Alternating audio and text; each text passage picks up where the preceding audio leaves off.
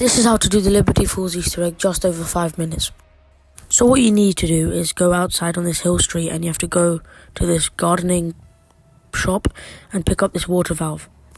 After that, head to the bowling alley and then melee this panel on the wall. After you've done that, it'll give you a prompt to hold to turn the water valve. Make sure you do that, but a lot of zombies will spawn, so make sure you're training them outside and then go back in. Once that's done, it'll drop a legendary item named water pressure gauge. Make sure you pick that up, and that'll be one of the first items for the jet gun.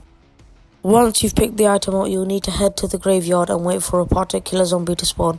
It will have a different name. I'm pretty sure it's like the groundskeeper or something. But yeah, once you found him, you'll need to kill him and then he'll drop a key called the tool shed key. After you've picked up the key, you'll need to head to the shed, which is just on the left of the graveyard. Interact with the door and it should successfully open. Once you've entered the shed, you should see another item for the jet gun. Make sure you pick that up. Now, the next step, you'll need to get this mangler cannon. There's 2 ways you can get this. By shooting the arm off a mangler, or you can just craft it off a crafting table. Then you need to go to the radio house just opposite the comic book store and then shoot the doors with your mangler cannon.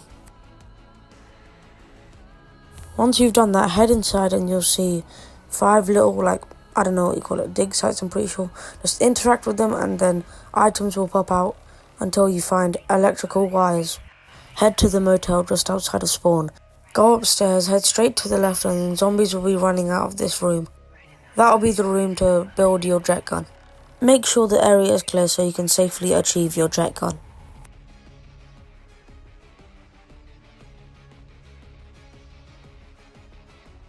Once you've achieved your jet gun, you'll need to suck these 3 items across the map. They don't have to be in order, but one is in the comic book store just above you. Another one is just above Speed Cola, but you need to dolphin dive or something on top of this van and then suck it outside of this window.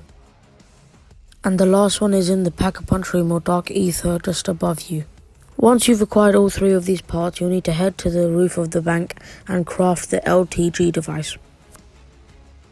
After you've picked that up, go to the graveyard and go to this rift kind of thing and then interact with it. You'll need to protect it for a minute, and once that's done, it will spawn a boss like a mangler or abomination and multiple others. But once they've spawned, you'll need to get them low enough so they get possibly 1 hit or something, but don't kill it. If you do kill it, you'll have to wait another round to restart this step. While the boss has appeared, you'll need to pick up this ether canister inside of the ether. Head straight to a nearby trap and place your ether canister on top of it. Once it's low enough, you need to train the mega boss to this trap and activate it when he's on top of it so the soul gets sucked in. You'll know when you've completed the step when the max ammo drop is spawned. You're going to have to redo this step in another area, but pick up the ether canister and head straight to the Pack-a-Punch room and place your ether canister in there.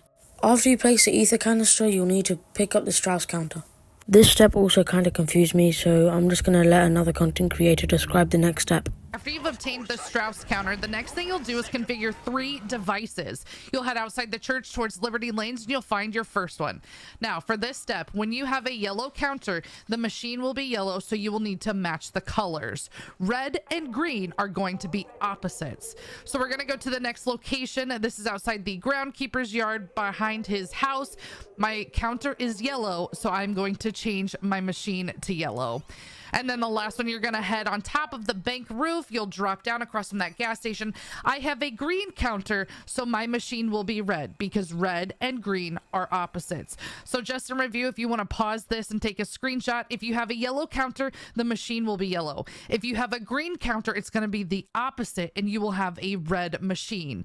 If your entire screen is red on the counter, then you will turn the machine green. You'll know all of these have been successfully matched when your third one starts to move and you can see this purple light emitting. That is clearing the canister right here from that purple smoke that was damaging us. After that step, you'll need to pick up the LTG and place it in another location.